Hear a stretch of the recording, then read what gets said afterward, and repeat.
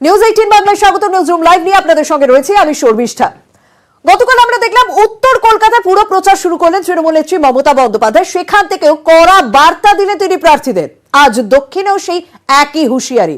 পুরো ভোটের 72 ঘন্টা আগে কাউন্সিলর ও নেতাদের ফের একবার হুঁশিয়ারি দিলেন তৃণমূল নেত্রী। শুনুন। অন্তত সকাল 9টা থেকে রাত 10টা অবধি ফোন চালু থাকবে। ধৈর্য ধরে ফোনটা ধরতে হবে, কথা শুনতে হবে এবং কাজটা করতে হবে। আর হচ্ছে মাটির দিকে তাকিয়ে চলতে হবে। অনেককে আমি দেখি গাড়িতে যায়, গাড়িতে ঘুমিয়ে পড়ে। আমি যদি তাকিয়ে তাকিয়ে যাই, আপনাদেরও তাকিয়ে তাকিয়ে দেখতে হবে। কারো যদি একটা ছোট গাড়িও থাকে বা সাইকেল স্কুটারও থাকে, আমি মনে করি না এটা লাক্সারি, এটা মানুষের প্রয়োজন, কিন্তু তার বেশি না। অনেকে আছে ভাবে 50টা বাড়ি বানাই। আরে 50টা খাবে কে রে? কেউ তো হিরে খাবে না, পান্না খাবে না, সোনা খাবে না। কত প্রয়োজন? যতটুকু প্রয়োজন সেটুকু প্রয়োজনই সবার থাক। একজন ব্যক্তির জন্য এটাকে আমরা নষ্ট করতে দেব না। দরকার হলে একটা পচা শামুক থাকলে শামুকটাকে বাদ দিয়ে দিন, পচা শামুকটাকে বাদ দিয়ে দিন, কিন্তু সব শামুককে তো বাদ দেওয়া যাবে না। দক্ষিণে যখন মমতা বন্দ্যোপাধ্যায় কাউন্সিলরদের কড়া হুঁশিয়ারি দিচ্ছেন, কড়া বার্তা দিচ্ছেন, ঠিক একই সুর শোনা গেল তৃণমূলের সর্বভারতীয় সাধারণ সম্পাদক অভিষেক বন্দ্যোপাধ্যায়ের গলাতে উত্তর কলকাতায়। শুনুন। দলের নাম করে যদি কোথাও আপনাদের কোন রকম কেউ ভয় দেখায়, চমকায়, ধমকায়, দল তাকে বাইরের রাস্তাটা প্রথমে দেখাবে, তারপর যা হবে তা হবে। কেউ যদি ভাবে আগে যা করে এসছি এখনো তাই করব, এই তৃণমূল নতুন তৃণমূল, এই তৃণমূলের দিকে সারা দেশ তাকিয়ে আছে। যদি কেউ ভাবে তৃণমূল করে খাবার জায়গা, তৃণমূল করে খাবার জায়গা না, তৃণমূল লড়াই করার জায়গা। ধান্দায় যদি কেউ তৃণমূল করতে আসে, আগে বাইরের দরজাটা আমরা দেখিয়ে দেবো, আর তার জন্য দরজাটা সব সময়ের জন্য বন্ধ করে দেবো। আপনি নিশ্চিন্তে থাকুন, শান্তিপূর্ণ অবাধ নির্বাচন হবে। আর যে কেউ যদি ভাবে যে আমি আমার 5টা ভোট বাড়াতে গিয়ে মানুষকে ভয় দেখাবো, পরের দিন দল বার করে দেবে। আমি দায়িত্ব নিয়ে বলে যাচ্ছি আপনাদের। কলকাতা দুর্গাপুজোকে ইউনেস্কো স্বীকৃতি আর সেই নিয়ে রাজনৈতিক দরজা শুরু হয়ে গিয়েছে এবং কৃতিত্বের দাবি শুরু হয়ে গিয়েছে। পুরো প্রচারে উচ্ছ্বসিত মমতা বন্দ্যোপাধ্যায় সমালোচকদের মুখে চুনকালি পড়েছে বলে তিনি তোপ দাগলেন। অন্যদিকে বিজেপি পাল্টা দাবি করছে মোদী সরকারের আবেদনে ইউনেস্কোর এই স্বীকৃতি।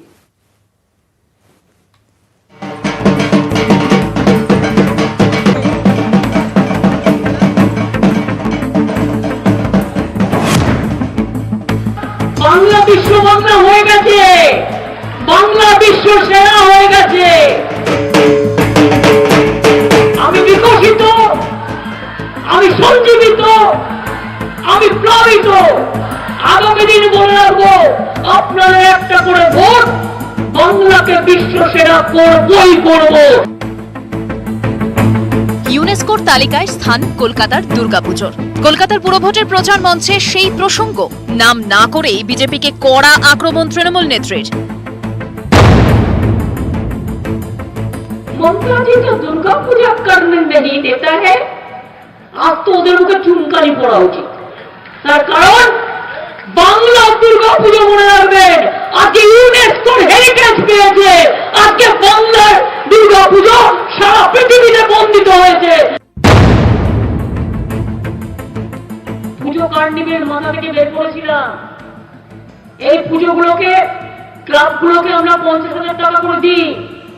তারা অনেক কাজ করে, তারা পুজো করে, সব মানুষ আসে, কত গরিব মানুষ কাজ করে, কত বর্ণময়। বড় বড় করে পাড়ায় লিখুন, যা দুর্গা পুজো আজ বিশ্বের উৎসব, বিশ্ব বাংলা দুর্গা পুজো আজ বিশ্ব সেরা। দুর্গা পুজো বিশ্ব বাংলায় ভরা, বিশ্ব মমতায় ভরা। মাননীয় প্রধানমন্ত্রীকে ধন্যবাদ জানানো যায়। ভারত সরকারের তরফ থেকে ইউনেস্কোর কাছে এই প্রপোজাল পাঠানো হয়েছিল এবং ইউনেস্কো খুব ক্যাটেগরিক্যালি কলকাতার দুর্গা পুজোকে করেছে, দুর্গা উৎসবকে নাই। সেই জন্য দুর্গা পুজো করুন, দুর্গা উৎসব করার দরকার নেই। শেষ স্পেলের প্রচারে ভোট পুজোতে যোগ হয়ে গেল দুর্গাপুজো। জয় বাংলা, জয় মা দুর্গার জয়, জয় বাংলা, জয় বাংলা, জয় বাংলার জয়, জয় মা দুর্গা, জয় মা দুর্গা, জয় মা দুর্গার জয়। নিউজ 18 বাংলা। ইউনেস্কো স্বীকৃতি নিয়ে রাজনৈতিক চাপানুতর চলছে, তারই মধ্যে 14 নম্বর ওয়ার্ডে অকাল দুর্গাপুজো তৃণমূল প্রার্থীর ইউনেস্কো স্বীকৃতি নিয়ে রাজনৈতিক তরজাও ইতিমধ্যে শুরু।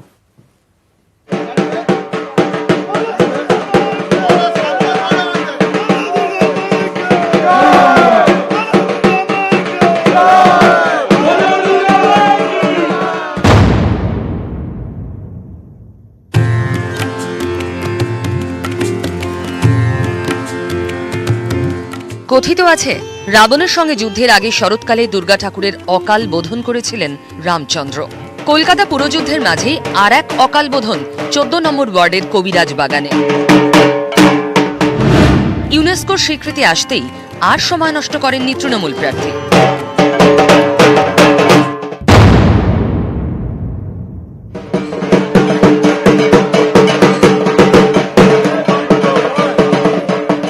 যত অসুর আছে তাদের বধ করতে পারে মা দুর্গা। 24-এ আমরা চাই মমতা ব্যানার্জি এদেরকেই বধ করবে।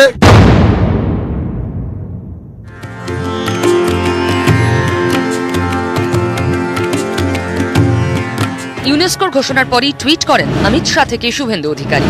এ নিয়ে পাল্টা সুর চড়ান তৃণমূলের সর্বভারতীয় সাধারণ সম্পাদক অভিষেক বন্দ্যোপাধ্যায়। টুইটারে লেখেন,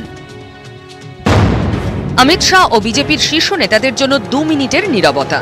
বিধানসভা নির্বাচনের আগে বিজেপির এই নেতারাই দাবি করেছিলেন বাংলায় দুর্গাপুজো হয় না। বিজেপির ধর্মান্ধতা এবং মিথ্যাচার ধরা পড়ে গেল। বিজেপির অবস্থান আরও একবার প্রকাশ্যে চলে এলো। পাল্টা সুর চড়িয়েছেন বিজেপির রাজ্য সভাপতি সুকান্ত মজুমদার। টুইটারে লিখেছেন, অভিষেক বন্দ্যোপাধ্যায় নিজের জন্য অতিরিক্ত 2 মিনিট নীরবতা পালন করুন। মোদী সরকারই প্রস্তাবটি পাঠিয়েছিল। আপনাদের সরকার দুর্গাপুজোর ওপর নিষেধাজ্ঞা জারির চেষ্টা করে, এমন মিথ্যে প্রচার করে কৃতিত্ব নেওয়ার চেষ্টা করছে। মমতা বন্দ্যোপাধ্যায় দুর্গাপুজো নিয়ে এটাকে পর্যন্ত বিজেপি ধর্মীয় মেরুকরণ করার চেষ্টা করেছিল। এরা এখন সেই অভিনন্দনে এসে সেইখানে এসে ভাগ বসাতে চাইছে। দুর্গাপূজায় লোককে কেন কোর্টে যেতে হয় পারমিশনের জন্য? বিশ্ববিখ্যাত ঐতিহ্য, তাকে ওরা রাজনৈতিক স্বার্থে, ভোটের স্বার্থে কলুষিত করছে। দুর্গাপুজো বাঙালির কাছে শুধু উৎসব নয়, আরো বড় আবেগ। সেই আবেগকে কাছে টানতে কেউই 1 ইঞ্চি জমি ছাড়তে রাজি নয়, এমনটাই পর্যবেক্ষকদের একাংশের মত। নিউজ 18 বাংলা। পুরভোট নিয়ে আদালতে লড়াইও চলছে। কলকাতার পুরভোটে কেন্দ্রীয় বাহিনী নয়, রাজ্যের পুলিশেই আস্থা রেখেছে কলকাতা হাইকোর্ট। বিচারপতি রাজশেখর মান্থার বেঞ্চের নির্দেশকে চ্যালেঞ্জ করে ডিভিশন বেঞ্চে গেছে বিজেপি।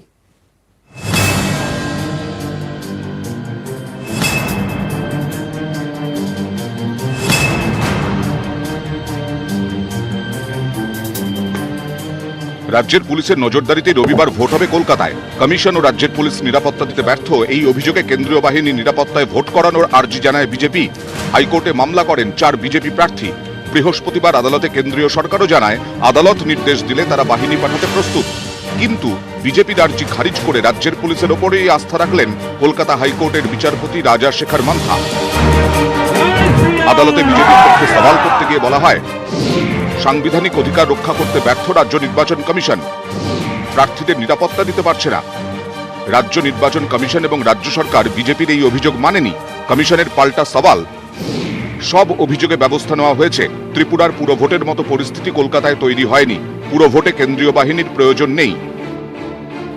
রাজ্য সরকারের পক্ষে আদালতে প্রশ্ন তোলা হয়, এটা কোনো জনস্বার্থ মামলা নয়। মাত্র 4 জনের অভিযোগের ভিত্তিতে বলা যায় না রাজ্যের পুলিশ ঠিকমতো কাজ করছে না। মামলাকারী 4 বিজেপি প্রার্থীর নিরাপত্তায় 1 জন করে সশস্ত্র কনস্টেবলের ব্যবস্থা করা হয়েছে। এই সওয়াল জবাবের পরেই বিজেপি প্রার্থীদের আবেদন খারিজ করে আদালত। বিচারপতির নির্দেশ, কলকাতা পুরভোটে কেন্দ্রীয় বাহিনীর প্রয়োজন নেই। অভিযোগকারী বিজেপি প্রার্থীদের নিরাপত্তার ব্যবস্থা করবে কলকাতা পুলিশ। কেউ অভিযোগ করলে প্রয়োজন বুঝে নিরাপত্তার ব্যবস্থা করবেন কলকাতার পুলিশ কমিশনার। অভিযোগের তদন্ত করে দেখতে হবে। যেটা পোস্টপোল ভায়োলেন্স হয়েছিল 6 মাস বা 7 মাস আগে, ওটা এখনো সিচুয়েশন চেঞ্জ হয়নি। ফ্রি অ্যান্ড ফেয়ার ইলেকশন তো চাই, বাট ওর থেকে বড় কথা আছে ফেয়ারলেসটাও চাই। বিকজ ফিয়ারলেস হচ্ছে না, এটা ফ্রি অ্যান্ড ফেয়ার হতে পারে, বাট কি ফেয়ার হচ্ছে? লোক কি নেবে, কি ভোট করতে পারবে? ক্যামেরায় সঞ্জয় মণ্ডলের সঙ্গে অর্ণব হাজরা, নিউজ 18 বাংলা। লক্ষ্মীপুর ইস্যুতে উত্তাল সংসদ, আর সেই ইস্যু বারবার উঠে আসছে কলকাতা পুরসভার প্রচারে। আজ তৃণমূল নেত্রী মমতা বন্দ্যোপাধ্যায় লক্ষ্মীপুর ইস্যুর কথা তুলে ধরে বিজেপিকে তুলোধনা করলেন, শুনুন। জমির দাম ভেসে গেছে, আমরা টাকা দিচ্ছি। মনে রাখবেন, শস্য বীমা করা আছে আমার, 1 পয়সা প্রিমিয়াম চাষিদের দিতে হয় না, বিনা পয়সায় করি। আমি বিজেপি নই যে লক্ষ্মীপুরের চাষিদের প্ল্যান করে তাদের গিয়ে অ্যাক্সিডেন্ট করে মেরে ফেলতে হবে, আমি এটা বিশ্বাস করি না। সিঙ্গুর আন্দোলনের সময় আমি যদি ভুলে না যাই, 14 দিন যখন আমি সেখানে পড়েছিলাম ধর্নায়, 26 দিন অনশন করেছিলাম কলকাতায় চাষির জমির অধিকারের জন্য। একদিন রাস্তায় শুয়ে আছে আমাদের ছেলে মেয়েরা, আমি নিজে জেগেছিলাম বলে সেদিন বেঁচে গেছে। হঠাৎ দেখে একটা ট্রাক, ছুটন্ত ট্রাক আসছে দূর থেকে, সঙ্গে সঙ্গে হই করে সব কটাকে আমরা সরাই, ট্রাকটাকে দাঁড় করিয়ে দিই। তাহলে সেই ট্রাকটা সেদিন ওদের ওপর দিয়ে চলে যেত, 15-20 জনের মৃত্যু হতো। टॉप टेक टीएमटी लगाओ, टेंशन को भगाओ और दिल से घर बनाओ। टॉप टेक ही टॉप टीएमटी बार, दिल की नजर से तुम देखो।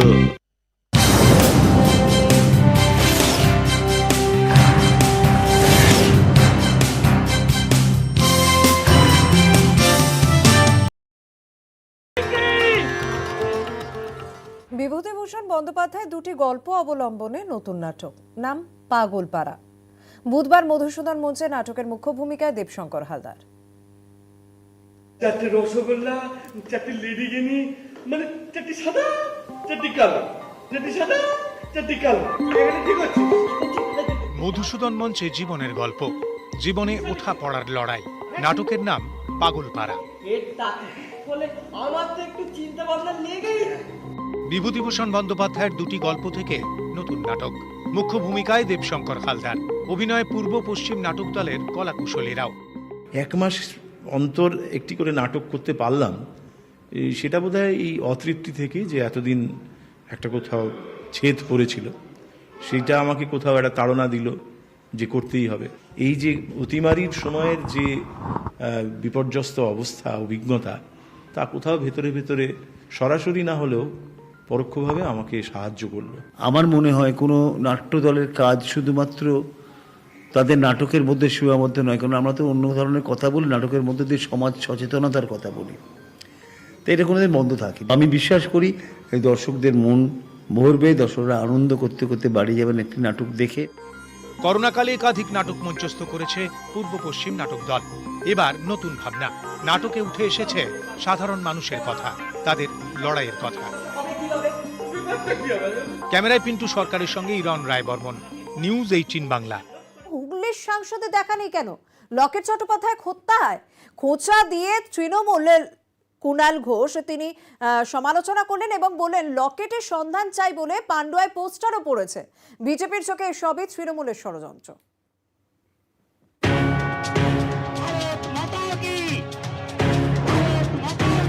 ফের সরগরম সিঙ্গুর, কৃষকদের দাবি দাওয়াকে সামনে রেখে ধর্নায় বিজেপি, লক্ষ্য তৃণমূল সরকারের উপর চাপ বাড়ানো। পাল্টা খোঁচা দিচ্ছে তৃণমূল, তাদের হাতিয়ার সিঙ্গুরে হুগলির বিজেপি সাংসদের অনুপস্থিতি। হুগলি সাংসদ কই? সিঙ্গুরে মঞ্চ করে কি করবেন? লকেট চট্টোপাধ্যায় কই? 2019 সালে লোকসভা ভোটে হুগলি থেকে জেতেন বিজেপির লকেট চট্টোপাধ্যায়। 21 বিধানসভা ভোটে তিনি দাঁড়ান চুঁচুড়া থেকে, হেরে যান। এরপর লকেটকে সহ পর্যবেক্ষক হিসেবে ভোটমুখী উত্তরাখণ্ডে পাঠায় বিজেপি। সেই উত্তরাখণ্ড থেকেই জবাব দিয়েছেন লকেট। আমি দলের কাজেই আছি, দল যে কাজটা দেয় সেটাকে সুন্দরভাবে পালন করা আমাদের কর্তব্য, আমাদের দায়িত্ব, সেটাই পালন করছি। হুগলির পান্ডুয়ায় লকেট চট্টোপাধ্যায়ের নামে নিখোঁজ পোস্টারও পড়েছে। এসব পোস্টার লাগানোর কাজ তো আর সাধারণ মানুষ করতে পারে না। আমরা জানি যে এই পোস্টার তৃণমূলেরই এক অংশ লাগিয়েছে। সামনে পৌরসভা ভোট আছে, রাজনৈতিক ফায়দা তোলার চেষ্টা করছে। মিথ্যাবাদী দল বিজেপির হয়ে দাঁড়িয়ে কয়েকদিনের জন্য মানুষকে বিভ্রান্ত করেছিলেন, বিধানসভায় হেরে পালিয়ে গেছে। এভাবেই হুগলিতে এখন লকেট উত্তাপ। রানা কর্মকার, নিউজ 18 বাংলা।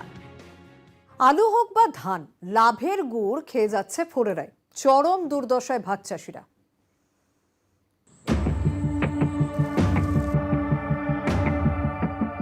জাওয়াদের জেরে এমনিতেই ফসলের ক্ষতি, জমির ধান সবজি জমিতেই পচেছে। ভাগ চাষিদের অবস্থা আরো খারাপ। সরকারের কাছে ন্যায্য মূল্যে ধান বিক্রি করার নিয়মই জানেন না অনেকে। সেই সুযোগেই লাভের টাকা পকেটে পুরছে ফোরেরা। ভাগ চাষিদের দুর্দশাও বাড়ছে। পরের জমি চাষ করে তাকে বলছে আর তোর জমির কার্ড দে, জমি দাগ নাম্বার দে, আমি একটা কাট করি, সে তো দিচ্ছে না। আমি তো পরের জমি চাই, আমার তো নিজের জমি নেই, বুঝতে পেরেছে? খাটনি তো যার নিজের জমি আছে সেও যতটা খাটনি করছে আপনিও ততটাই খাটনি করছেন। সে খাটে না, সে এখন চালা খেয়ে গেছে, সে তো জমি খায় না দিয়ে টাকা দিয়ে বসে আছে। কৃষকদের থেকে ন্যায্য মূল্যে ধান কিনতে প্রকল্পের সুবিধা পেতে প্রথমে কৃষকদের নাম নথিভুক্ত করতে হয়। ভাগ চাষিরা অন্যের জমিতে চাষ করেন, নিজের জমি না থাকায় জমি সংক্রান্ত কাগজপত্রও নেই। ভাগ চাষিদের দাবি, এর জেরে তারা কৃষক বন্ধু প্রকল্পে নাম নথিভুক্ত করতে পারছেন না, ফলে ন্যায্য মূল্যে ধানও বিক্রি করা যাচ্ছে না। আর এই সুযোগেই বেড়েছে ফোরেদের দৌরাত্ম্য। কি করে আমরা এই ধানগুলো মার্কেটে বেচবো? এখন যে ফোরেরা আসছে ওরা ধান নিচ্ছে 10 টাকার ধানটা 2 টাকা দাম বলছে, সেই হিসাবে আমাদের ভবিষ্যতের কৃষকদের অবস্থা খুবই খারাপ।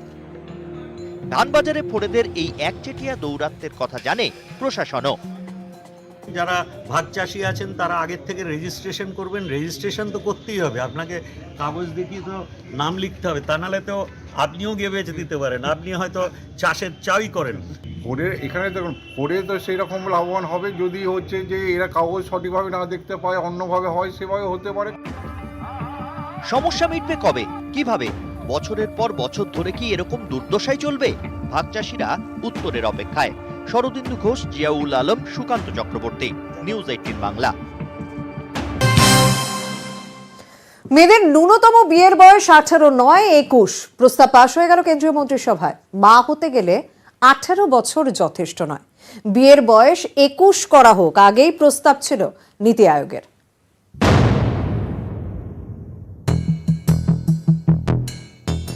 গত বছর স্বাধীনতা দিবসের অনুষ্ঠানেই এর ইঙ্গিত দিয়েছিলেন প্রধানমন্ত্রী।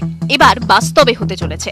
21 বছর না হলে বিয়ে দেওয়া যাবে না মেয়েদের। প্রস্তাব পাশ কেন্দ্রীয় মন্ত্রিসভায়। এর আগে নীতি আয়োগেও মেয়েদের বিয়ের ন্যূনতম বয়স বাড়ানোর প্রস্তাব দেওয়া হয়েছিল। মোদিও এই বিষয়ে বলেছিলেন, মেয়েদের অপুষ্টির হাত থেকে রক্ষা করতে সঠিক বয়সে তাদের বিয়ে হওয়া জরুরি। সেই মতো মেয়েদের বিয়ের ন্যূনতম বয়স বাড়ালো কেন্দ্র। 18 নয়, 7 পাক ঘুরতে মেয়েদের বয়স হতে হবে 21। তবে এই প্রস্তাবকে আইনে আনার ক্ষেত্রে সরকারের এখনো বেশ কয়েকটি পদক্ষেপ বাকি। সরকার বাল্যবিবাহ নিষেধাজ্ঞা আইন 2006-এ একটি সংশোধনী আনবে। বিশেষ বিবাহ আইন এবং হিন্দু বিবাহ আইন 1955-র মতো আইনেও সংশোধন আনা হবে। লকডাউনে অস্বাভাবিক হারে বাল্যবিবাহের হার বেড়েছিল। গত বছর কেন্দ্রীয় শিশু কল্যাণ মন্ত্রকে আরটিআই ফাইল করার পর তথ্য মেলে গত বছর জুন থেকে অক্টোবর 33% বাল্যবিবাহ বেড়েছে। গত বছর বাল্যবিবাহের 200টি অভিযোগ শুধু তিরুচিরাপল্লীতেই। গোটা দেশেই স্কুলে হাজিরা কমেছে, বেড়েছে বিয়ের ঝোঁক। 2019 সালে বাল্যবধূর সংখ্যা 22,30,000-এর বেশি। হ্যাঁ, 18 থেকে 21 খুবই ভালো একটা ডিসিশন নেওয়া হয়েছে যে এরকম একটা এজে বিয়ে দরকার আছে। বিয়ে হয়ে গেলে পড়াশোনার সুযোগ থাকে না, তো সেটাতে 21 বছর হওয়াতে অনেকটা সুযোগ পাবে, চাকরি বাকরির অনেক সুবিধা হবে। 18 বছরটা মনে হয় না ঠিক যে বিয়ে করার বয়স, আমাদের আরো একটা ম্যাচিওর হওয়া দরকার। এখন মেয়েদের পড়াশোনা করতে করতেই 22-23 বছর বয়স হয়ে যাচ্ছে, তো পড়ার টাইমটা তারা পাচ্ছে না। আমার মনে হয় এটা একটা দারুণ পদক্ষেপ, ভালোই করেছে। বহু মেয়ের স্বপ্ন এটাতে পূরণ হবে। এ কারণেই সরকারের পদক্ষেপকে কুর্নিশ জানাচ্ছে আমজনতা। নিউজ 18 বাংলা।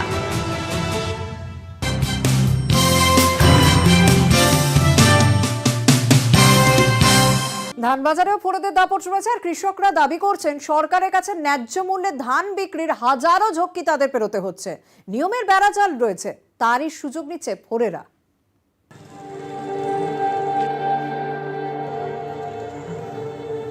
কৃষকদের থেকে ন্যায্য মূল্যে সরাসরি ধান কিনছে সরকার কৃষক বন্ধু প্রকল্পে, কিন্তু অনেক কৃষকেরই অভিযোগ এই প্রকল্পে ধান বিক্রির হাজারো ঝক্কি, টাকা পেতেও অনেক দেরি হয়। আর এই সুযোগকেই কাজে লাগাচ্ছে ফোরেরা।